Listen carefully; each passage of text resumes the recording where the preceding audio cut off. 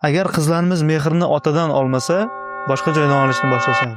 Ota mehri qiz bolaning eng katta himoyachisi. Bu albatta to'g'ri.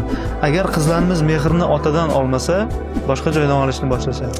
Otalar doim qizlariga e'tibor berib, mehr berib, suhbatlashib tursalar, qizlarning o'ziga bo'lgan ishonchi ortadi va ilmga ham qiziqishi ortadi. Chunki orqasida doim tog'dek suyanchi borligini his qilib yashaydi. Shu bilan birgalikda o'zini baxtli qila oladigan turmush o'rtoq tanlashda ham adashmaydi.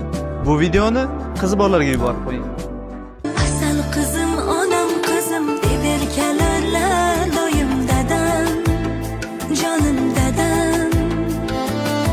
Siz sabab baxtli